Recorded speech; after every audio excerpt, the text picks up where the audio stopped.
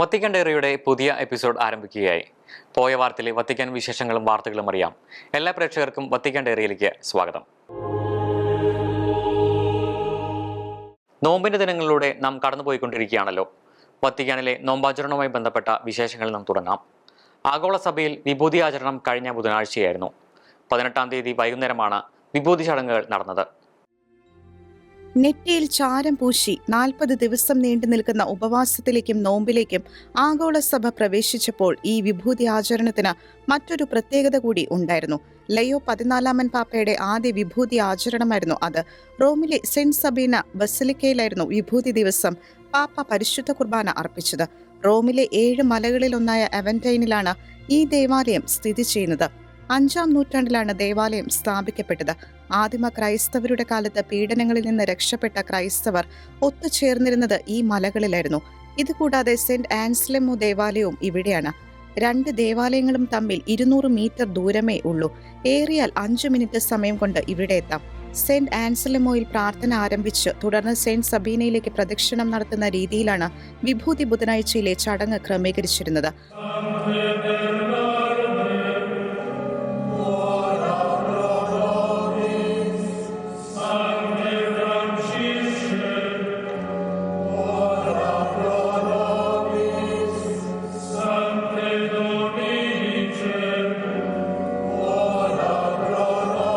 ആശ്രമ ജീവിതമാണ് അവന്റൈൻ കുന്നിന്റെ പ്രത്യേകത. ബെനഡിക്ടൈൻ സന്യാസിമാരുടെ കീഴിലാണ് സെന്റ് ആൻസ്ലെമോ. ഡൊമിനിക്കൻ സന്യാസികൾക്കാണ് സെന്റ് സബീനയുടെ ചുമതല. നോമ്പ് കാലത്ത് മാർപ്പാപ്പമാർ സെന്റ് സബീന ബസിലിക്കയിലെത്തി പ്രാർത്ഥിക്കുന്നത് നൂറ്റാണ്ടുകളായുള്ള പാരമ്പര്യമാണ്. നോമ്പ് കാലം വ്യക്തിപരമായ രീതിയിൽ മാത്രമല്ല, സമൂഹം എന്ന നിലയിലും തങ്ങളുടെ പാപങ്ങൾ തിരിച്ചറിയാനും അനുരഞ്ജനപ്പെടാനുമുള്ള സമയമാണെന്ന് പാപ്പ സന്ദേശത്തിൽ പറഞ്ഞു. ക്രൈസ്തവ വിശ്വാസത്തിന്റെ അനശ്വര സ്മാരകം പോലെ സ്ഥിതി ചെയ്യുന്ന സെന്റ് പീറ്റേഴ്സ് ബസിലിക്ക 400 വർഷം പൂർത്തിയാക്കുന്നു.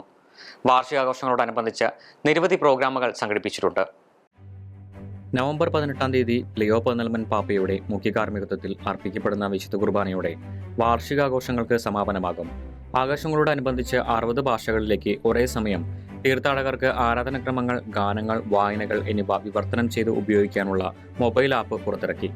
ബസിലിക്കയുടെ നിർമ്മാണത്തിന്റെ കഥ പറയുന്ന ബിയോണ്ട് ദി വിസിബിൾ എന്ന ഡിജിറ്റൽ പദ്ധതിയും വാർഷികാഘോഷങ്ങളിൽ പ്രധാനപ്പെട്ടതാണ്.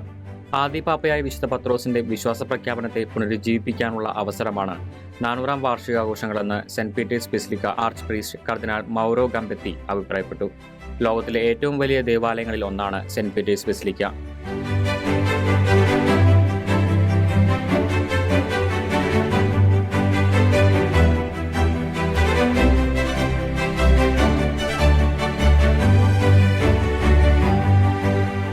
അപ്പസ്തോല പ്രമുഖനായ വിശുദ്ധ പത്രോസിന്റെ കല്ലറയ്ക്ക് മുകളിലാണ് സെന്റ് പീറ്റേഴ്സ് ബസിലിക്ക പണിയപ്പെട്ടിരിക്കുന്നത്.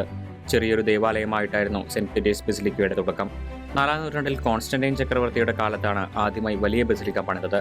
16-ാം നൂറ്റാണ്ടിൽ പഴയ ദേവാലയം പുനർനിർമ്മിക്കാൻ തീരുമാനിക്കുകയും അതനുസരിച്ച് 1506-ൽ പുതിയ ബസിലിക്കയുടെ നിർമ്മാണം ആരംഭിക്കുകയും ചെയ്തു. പോപ്പ് ജൂലിയസ് രണ്ടാമനാണ് ഈ തീരുമാനം നടപ്പിലാക്കിയത്. 120-ലധികം വർഷങ്ങളെടുത്ത് 1626-ൽ സെന്റ് പീറ്റേഴ്സ് ബസിലിക്കയുടെ നിർമ്മാണം പൂർത്തിയായി.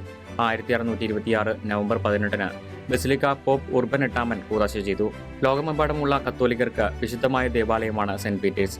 മാർപ്പാപ്പയുടെ ഔദ്യോഗിക സിംഹാസനവും ഇവിടെയായതുകൊണ്ട് സെന്റ് പീറ്റേഴ്സ് ബസിലിക്കയെ കത്തോലിക്ക സഭയുടെ കേന്ദ്രമായിട്ടാണ് കണക്കാക്കപ്പെടുന്നത്. പ്രധാനപ്പെട്ട ക്രിസ്തീയ ആഘോഷങ്ങളായ ക്രിസ്തുമസ്, ഈസ്റ്റർ ദിവസങ്ങളിൽ മാർപ്പാപ്പ വിശുദ്ധ കുർബാന അർപ്പിക്കുന്നത് ഇവിടെയാണ്. 60,000-ഓളം പേർക്ക് ഒരേ സമയം തിരുക്കർമ്മങ്ങളിൽ പങ്കെടുക്കാനുള്ള സൗകര്യമുണ്ട്. ബസിലിക്കയുടെ താഴത്തെ ഭാഗത്ത് നിരവധി മാർപ്പാപ്പമാരുടെ കബറിടങ്ങൾ സ്ഥിതി ചെയ്യുന്നുണ്ട്. ജോൺ പോൾ 8 പാപ്പയുടെ കബറിടവും ഇവിടെയാണ്. ഡൊണാറ്റോ ബെർമന്റെ, Michelangelo, Carlo Maderno, Gian Lorenzo Bernini എന്നീ പ്രമുഖരായ ശില്പികളാണ് സെന്റ് പീറ്റേഴ്സ് ബസിലിക്കയുടെ നിർമ്മാണത്തിന് പിന്നിൽ പ്രവർത്തിച്ചത്. സെന്റ് പീറ്റേഴ്സ് ബസിലിക്കയുടെ ഡോമിൽ കയറിയാൽ സന്ദർശകർക്ക് റോമും വത്തിക്കാനും കാണാൻ കഴിയും. 136 മീറ്റർ ഉയരമുണ്ട് ഈ താഴികക്കുടത്തിന്. നീ പത്രോസാണ്, ഈ പാറമേൽ ഞാൻ എൻ്റെ സഭ പണിയുമെന്ന് ലത്തീൻ ഭാഷയിൽ ഇതിൽ എഴുതി വച്ചിട്ടുണ്ട്. സെന്റ് പീറ്റേഴ്സ് ബസിലിക്കയുടെ മറ്റൊരു പ്രധാന ആകർഷണ കേന്ദ്രമാണ് മൈക്കൽ ആഞ്ചലോയുടെ പിയാത്തെ. ഈ വർഷം ലിയോ മാർപ്പാപ്പ ഇറ്റലിയിൽ ഇടയ സന്ദർശനം നടത്തുമെന്ന് prefecture of the papal household അറിയിച്ചു. Pompeii, Naples, Acerra, Pavia, Assisi, Rimini, Lampedusa എന്നിവയാണ് പാപ്പ സന്ദർശിക്കുന്ന സ്ഥലങ്ങൾ. മെയ്, ജൂൺ, ജൂലൈ, ആഗസ്റ്റ് മാസങ്ങളിലായിട്ടായിരിക്കും സന്ദർശനം. മെയ് 8-ാം തീയതിയായിരിക്കും പാപ്പ പോംപിയും നാപ്പിൾസും സന്ദർശിക്കുന്നത്. മാർപ്പാപ്പയായി തിരഞ്ഞെടുക്കപ്പെട്ടതിൻ്റെ 1-ാം വാർഷിക ദിനം കൂടിയാണ് അത്. അന്നേ ദിവസം പാപ്പ പോംപിയിലെ pontifical shrine of the blessed virgin of the holy റോസറിയിൽ പ്രാർത്ഥനയിൽ ചെലവഴിക്കും. ഈ സന്ദർശനം കഴിഞ്ഞ ഏതാനും ആഴ്ചകൾക്ക് ശേഷമായിരിക്കും എസേറ സന്ദർശനം. ഫ്രാൻസിസ് മാർപ്പാപ്പ സന്ദർശിക്കാൻ ആഗ്രഹിച്ച സ്ഥലമായിരുന്നു ഇത്. ലൗദാത്തോ സിയുടെ വാർഷികം പ്രമാണിച്ചായിരുന്നു സന്ദർശനം ആസൂത്രണം ചെയ്തിരുന്നെങ്കിലും കോവിഡ് മൂലം യാത്ര മാറ്റിവെക്കേണ്ടി വന്നു. ദശാബ്ദങ്ങളായി അനധികൃതമായ രീതിയിലും തോതിലും വിഷലിപ്തങ്ങളായ സാധനങ്ങളും വ്യാവസായിക മാലിന്യങ്ങളും ഇവിടെ കത്തിക്കുന്നത് തുടരുകയാണ്. പാരിസ്ഥിതിക മലിനീകരണം മൂലം വളരെ ഉയർന്ന തോതിലാണ് മരണനിരക്ക് രേഖപ്പെടുത്തിയിരിക്കുന്നതും. ജൂൺ 20 പാപ്പ പാവിയെ സന്ദർശിക്കുന്നത്. ഹിപ്പോയിലെ ബിഷപ്പായിരുന്ന വിശുദ്ധ അഗസ്റ്റിൻ്റെ തിരുശേഷിപ്പുകൾ ഇവിടുത്തെ ദേവാലയത്തിൽ സ്ഥാപിച്ചിട്ടുണ്ട്. ജൂലൈ 4 ലാംപദൂസ സന്ദർശിക്കുന്നത്. ഇറ്റലിയിലേക്കും യൂറോപ്പിലേക്കുമുള്ള കുടിയേറ്റക്കാരുടെ പ്രവേശന കവാടമായ ലാംപദൂസ ഏറെ ശ്രദ്ധയാകർഷിച്ചത് ഫ്രാൻസിസ് മാർപ്പാപ്പ 2013 തന്റെ ആദ്യ സന്ദർശനം ഇവിടേക്ക് നടത്തിയതോടെയായിരുന്നു. അസീസിയിലേക്കുള്ള സന്ദർശനം ഓഗസ്റ്റ് 6 81ാമത് general assembly of Italian bishops കോൺഫറൻസിൽ പങ്കെടുക്കാൻ വേണ്ടി കഴിഞ്ഞ വർഷമാണ് ലിയോ പാപ്പ ആദ്യമായി അസീസിയിലെത്തിയത്. ഇത്തവണ എത്തുന്നത് വിശുദ്ധ ഫ്രാൻസിസ് അസീസിയുടെ 800ാമത് ചരമവാർഷികാഘോഷങ്ങളിൽ പങ്കെടുക്കുന്നതിന് വേണ്ടിയാണ്.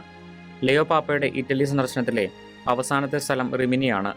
മീറ്റിംഗ് ഫോർ ഫ്രണ്ട്ഷിപ്പ് എമംഗ് പീപ്പിളിന്റെ 47ാമത് പ്രോഗ്രാമിൽ പങ്കെടുക്കാൻ വേണ്ടിയാണ് പാപ്പ ഇവിടെ എത്തിച്ചേരുന്നത്. ദിവ്യകാരുണ്യ ആരാധനയ്ക്ക് പാപ്പ അന്നേ ദിവസം നേതൃത്വം നൽകും. ലിയോ 14 പാപ്പ തന്റെ പാപ്പ പദവിയുടെ 1ാം വാർഷികത്തിൽ പോംപി സന്ദർശിക്കുമെന്ന് പറഞ്ഞുവല്ലോ. പോംപി മാതാവിന്റെ തിരുനാൾ ദിനം കൂടിയാണ് മെയ് 8. പാപ്പയെ തിരഞ്ഞെടുക്കപ്പെട്ട ആദ്യ ദിവസം ലിയോ പാപ്പ നടത്തിയ പ്രസംഗത്തിൽ പോംപി മാതാവിനെ അനുസ്മരിച്ചിരുന്നു. ഇന്ന് പോംപി മാതാവിനോടുള്ള പ്രാർത്ഥനയുടെ ദിവസമാണ്. നമ്മുടെ അമ്മയായ പരിശുദ്ധ മറിയം എപ്പോഴും നമ്മോടൊപ്പം നടക്കാനും നമ്മുടെ അടുത്തിരിക്കാനും തൻ്റെ മധ്യസ്ഥതയിലൂടെ സ്നേഹത്തിലൂടെയും നമ്മെ സഹായിക്കാനും ആഗ്രഹിക്കുന്നു. അതിനാൽ ഈ ദൗത്യത്തിനും മുഴുവൻ സഭയ്ക്കും ലോകത്തിലെ സമാധാനത്തിനും വേണ്ടി നമുക്ക് ഒരുമിച്ച് പ്രാർത്ഥിക്കാം എന്നായിരുന്നു പാപ്പ അന്ന് പറഞ്ഞത്. പൊന്തിഫിക്കൽ ഷ്രൈനായ പോംപി മരിയൻ ആധ്യാത്മികതയുടെ കേന്ദ്രഭാവങ്ങളിൽ ഒന്നാണ്. ഇറ്റാലിയൻ വിശുദ്ധൻ ബെർത്തലോ ലോങ്കോയാണ് ഈ ദേവാലയം സ്ഥാപിച്ചത്. സാത്താനാരാധകൻ വരെയായിരുന്ന ബെർത്തലോ ലോങ്കയുടെ മാനസാന്തരത്തിൽ പരിശുദ്ധ അമ്മ വഹിച്ച പങ്ക് നിസ്തുലമായിരുന്നു. തുടർന്ന് അദ്ദേഹം ജപമാല ഭക്തിയുടെ പ്രചാരകനായി മാറി. 2025 ഒക്ടോബർ 19 ലിയോ 14 പാപ്പയാണ് ബെർത്തലോ ലോങ്കോയെ വിശുദ്ധനായി പ്രഖ്യാപിച്ചത്. 1883 ബെർത്തലോ ലോങ്കോ ഈ തീർത്ഥാടന കേന്ദ്രം ആരംഭിച്ചതും പോംപി മാതാവിനോടുള്ള പ്രാർത്ഥന രചിച്ചതും. ലിയോ 14 പാപ്പയുടെ മുൻഗാമികളായ പാപ്പമാരും പോംപി മാതാവിനോടുള്ള ഭക്തിയും വണക്കവും പ്രദർശിപ്പിച്ചവരായിരുന്നു. ഫ്രാൻസിസ് പാപ്പ 2015 ബെനഡിക്ട് 16 പാപ്പ 2008 ജോൺ പോൾ 2 പാപ്പ 1979 2003 പോംപി മാതാവിന്റെ ദേവാലയം സന്ദർശിച്ചിരുന്നു. വത്തിക്കാനിൽ നിന്നുള്ള വാർത്തകൾ സൗജന്യമായി ലഭിക്കുന്ന വീഡിയോ വിജറ്റ് ഉപയോഗിക്കാൻ പാപ്പ ആഹ്വാനം ചെയ്തു. പാപ്പയുടെയും പരിശുദ്ധ സിംഹാസനത്തിന്റെയും ഉൾപ്പെടെയുള്ള വാർത്തകൾ നേരിട്ട് ലഭിക്കുന്നതിനായി വത്തിക്കാൻ ന്യൂസ് തയ്യാറാക്കിയതാണ് വീഡിയോ വിജറ്റ്. ഇടവകകളുടെയും ക്രൈസ്തവ സ്ഥാപനങ്ങളുടെയും വെബ്സൈറ്റുകളിൽ വീഡിയോ വിജറ്റ് ഉപയോഗിക്കണമെന്ന് ആഹ്വാനം ചെയ്ത പാപ്പ വീഡിയോ വിജറ്റ് സുവിശേഷവൽക്കരണത്തിനുള്ള ഉപകരണമാണെന്നും അഭിപ്രായപ്പെട്ടു. റോമിന്റെ മെത്രാനുമായുള്ള ബന്ധത്തിനുള്ള ഒരു മാർഗം കൂടിയാണ് വീഡിയോ വിജറ്റ് ഉപയോഗമെന്ന് വാർത്താവിനിമയ കാര്യങ്ങൾക്കായുള്ള ഡിക്കാസ്ട്രിയുടെ അധ്യക്ഷൻ പൗളോ റൂഫിനി പറഞ്ഞു. എസ്എൻ ടെലിവിഷൻ സ്ഥാപകൻ നോയൽ ഡയസ് ലിയോ പാപ്പയെ സന്ദർശിച്ചു.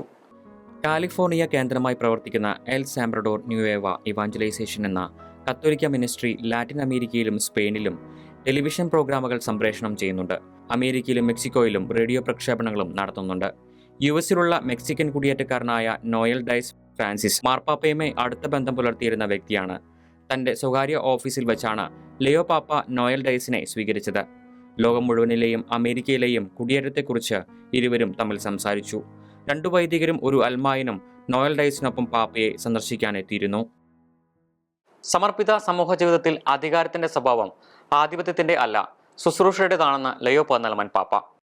ലീജനറീസ് ഓഫ് ക്രൈസ്റ്റ് കോൺഗ്രിഗേഷൻ അംഗങ്ങളുമായുള്ള കൂടിക്കാഴ്ചയിൽ അവരോട് സംസാരിക്കുകയായിരുന്നു പാപ്പ. ജനറൽ ചാപ്റ്ററിന്റെ ഭാഗമായി റോമിലെത്തിയതായിരുന്നു കോൺഗ്രിഗേഷൻ അംഗങ്ങൾ. സന്യസ്ത സമൂഹങ്ങളിൽ ഉണ്ടാകേണ്ട സഹകരണത്തിന്റെയും പരസ്പര ശ്രവണത്തിന്റെയും പ്രാധാന്യവും പാപ്പ വ്യക്തമാക്കി. സഭാംഗങ്ങൾ തുറന്ന മനോഭാവം ഉള്ളവരായിരിക്കണമെന്ന് ഓർമ്മപ്പെടുത്തിയ പാപ്പ പങ്കുവയ്ക്കലിന്റെയും എളിമയുടെയും ആവശ്യകതയും എടുത്തു പറഞ്ഞു. യുക്രൈനിൽ നിന്നുള്ള സ്ത്രീകളുമായുള്ള ലിയോ പാപ്പയുടെ കൂടിക്കാഴ്ച ഹൃദയസ്പർശിയും ആർദ്രവുമായിരുന്നു. റഷ്യ തടവിലാക്കിയ യുക്രൈനിലെ പട്ടാളക്കാരുടെ ഭാര്യമാരും അമ്മമാരും പെൺമക്കളുമാണ് ബുധനാഴ്ചയിലെ പൊതുപരിപാടിക്ക് ശേഷം ലിയോ 14 പാപ്പയുമായി കൂടിക്കാഴ്ച നടത്തിയത്. പാപ്പയുടെ സാന്നിധ്യവും വാക്കുകളും അവർക്ക് ആശ്വാസത്തിന്റെയും പ്രതീക്ഷയുടെയും നിമിഷമായി അനുഭവപ്പെട്ടു. ദുഃഖം ഘനീഭവിച്ചു നിൽക്കുന്ന അവരുടെ മുഖങ്ങളിൽ ശാന്തതയുടെ നിഴൽ പരന്നിരുന്ന നിമിഷങ്ങളായിരുന്നു അത്. സെന്റ് നിക്കോളസിന്റെ ഐക്കണും ഗാർഡിയൻ ഏഞ്ചൽ എന്ന പെയിന്റിങ്ങും കൂടാതെ യുദ്ധമുന്നണിയിൽ വെച്ച് കാണാതായ യുക്രൈൻ പട്ടാളക്കാരനായ സെർഹിയുടെ 12 വയസ്സുള്ള മകൾ വരച്ച ചിത്രവും യുക്രൈൻ പ്രതിനിധി സംഘം പാപ്പയ്ക്ക് സമ്മാനിച്ചു. റഷ്യയിൽ കാണാതായവരുടെയോ തടവിലാക്കപ്പെട്ടവരുടെയോ ബന്ധുക്കളെ സഹായിക്കുന്ന ചാരിറ്റബിൾ സംഘടനകളുടെ പ്രതിനിധികളും യുക്രൈൻ പതാകകൾ പിടിച്ചുകൊണ്ട് സന്നിഹിതരായിരുന്നു. ലിയോ 14 പാപ്പയുടെ റോം രൂപത സന്ദർശനം തുടരുന്നു. ഇന്നലെ ഫെബ്രുവരി 22-ന് ടെർമിനി സ്റ്റേഷന് സമീപത്തുള്ള സേക്രഡ് ഹാർട്ട് ഓഫ് ജീസസ് ദേവാലയത്തിലായിരുന്നു പാപ്പ സന്ദർശനം നടത്തിയത്. ലിയോ 13 പാപ്പയുടെ നിർദ്ദേശാനുസരണം വിശുദ്ധ ഡോൺ ബോസ്കോയാണ് ഈ ദേവാലയം നിർമ്മിച്ചത്. രാവിലെ 8:15-നാണ് പാപ്പ പാരിഷ് കോംപ്ലക്സിൽ എത്തിച്ചേർന്നത്. ദേവാലയ മണികളുടെ മുഴക്കത്തോടെയും വിശ്വാസികളുടെ നിറഞ്ഞ കയ്യടിയോടെയുമായിരുന്നു പാപ്പയെ സ്വാഗതം ചെയ്തത്. വെൽക്കം പോപ്പ് ലിയോ 14 എന്ന ബാനറിൽ എഴുതിയിട്ടുണ്ടായിരുന്നു. നിങ്ങളുടെ സന്തോഷത്തിന് നന്ദിയെന്നും എല്ലാവർക്കും സ്വാഗതം ലഭിക്കുന്ന ഒരു സ്ഥലം കണ്ടെത്തുന്നത് എത്രയോ മനോഹരമാണെന്നും പാപ്പ പറഞ്ഞു. പാരിഷ് പാസ്റ്ററൽ കൗൺസിൽ അംഗങ്ങളുമായി സംസാരിക്കവേ തൻ്റെ ചെറുപ്പകാലത്തെക്കുറിച്ചുള്ള ഓർമ്മകളും പാപ്പ പങ്കുവച്ചു. അഗസ്റ്റീനിയൻ സന്യാസ സമൂഹത്തിൽ ചേരുന്നതിന് മുമ്പ് താൻ സലേഷ്യൻ കമ്മ്യൂണിറ്റിയും സന്ദർശിച്ചിരുന്നുവെന്നും എന്നാൽ അത് 2ാം സ്ഥാനത്താണ് വന്നതെന്നും ക്ഷമാപണത്തോടെ പാപ്പ അറിയിച്ചു.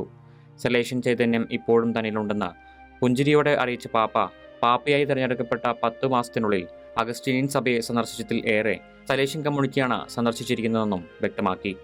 വിശുദ്ധ ഡോൺ ബോസ്കോ മരിച്ച മുറിയിലെത്തി മാർപ്പാപ്പ പ്രാർത്ഥിച്ചു.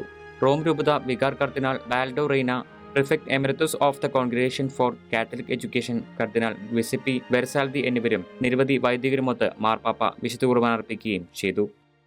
റോം രൂപതയിലെ വൈദികരുമായി ലിയോ മാർപ്പാപ്പ കൂടിക്കാഴ്ച നടത്തി. ഉത്സാഹത്തോടെ കർത്താവിനെ സേവിക്കുന്നത് തുടരണമെന്ന് അദ്ദേഹം വൈദികരോട് പറഞ്ഞു.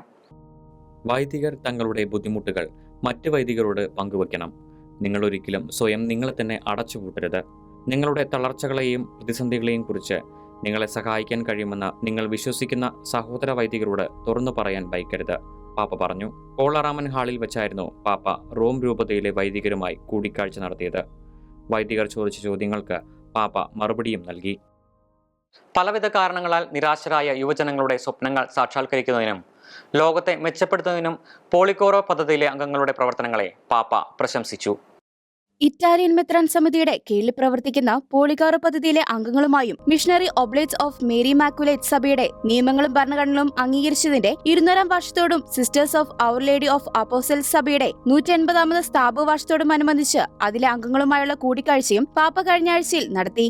അമ്മയെന്ന നിലയിൽ സഭയെ സ്നേഹിക്കണമെന്നും സമർപ്പിതരുടെ മിഷണറി തീഷ്ണതയും ജീവിത സമർപ്പണവും ആരും ഇതുവരെ എത്തിച്ചേരാത്ത അതിർത്തികൾക്കപ്പുറം ദരിദ്രരായവർക്ക് വേണ്ടിയുള്ള സേവനത്തിലേക്ക് നയിക്കണമെന്ന ഫ്രാൻസിസ് മാർപ്പാപ്പയുടെ വാക്കുകൾ ഉദ്ധരിച്ചുകൊണ്ടാണ് പാപ്പ സന്യാസ സമൂഹങ്ങളിലെ അംഗങ്ങളോട് സംസാരിച്ചത്. കർത്താവ് നിങ്ങളെ കഴുകുകയും ശുദ്ധീകരിക്കുകയും അസാധാരണമായ ഒരു സൃഷ്ടിയാക്കി മാറ്റുകയും ചെയ്യട്ടെ എന്ന് ലിയോ 14 മാർപ്പാപ്പ.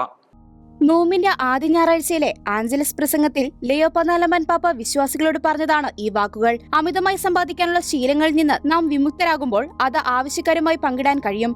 അപ്പോൾ നമ്മുടെ പ്രാർത്ഥന സ്വർഗത്തിലെത്തുകയും നമുക്ക് സമാധാനം ലഭിക്കുകയും ചെയ്യും. പരീക്ഷണങ്ങളിൽ എപ്പോഴും തന്റെ മക്കളെ സഹായിക്കുന്ന പരിശുദ്ധ കന്യാമറിയത്തോട് നോമ്പുകാല യാത്രയിൽ നമ്മെ സഹായിക്കാൻ അപേക്ഷിച്ചുകൊണ്ട് പാപ്പ സന്ദേശം അവസാനിപ്പിച്ചത്. കത്തോലിക്ക സഭയ്ക്ക് പുതിയ 3 ധന്യരും 2 വാഴ്ത്തപ്പെട്ടവരും. ഇതിൽ മലയാളികൾക്ക് സന്തോഷിക്കാനുള്ള വക കൂടിയുണ്ട് എന്നതാണ് മറ്റൊരു പ്രത്യേകത. പുനരുന്നിയിലെ തിയോഫിനച്ചന്റെ കൂടാതെ ഇറ്റലിക്കാരായ ഫ്രാൻസിസ്കോ ലംബാർദിയും ഫൗസ്തോ ജെയുമാണ് ധന്യപദവിയിലേക്ക് ഉയർത്തപ്പെട്ടിരിക്കുന്നത്. ലെബനൻകാരനായ ബെക്കാര അബു മൊറാദും ഫ്രാൻസുകാരനായ ഗബ്രിയേലി മരിയയുമാണ് വാഴ്ത്തപ്പെട്ടവരായിരിക്കുന്നത്. വത്തിക്കാൻ ഡയറി ഇവിടെ പൂർണ്ണമാകുന്നു. അടുത്ത ആഴ്ച പുതിയ വിശേഷങ്ങളും വാർത്തകളുമായി നമുക്ക് വീണ്ടും കണ്ടുമുട്ടാം.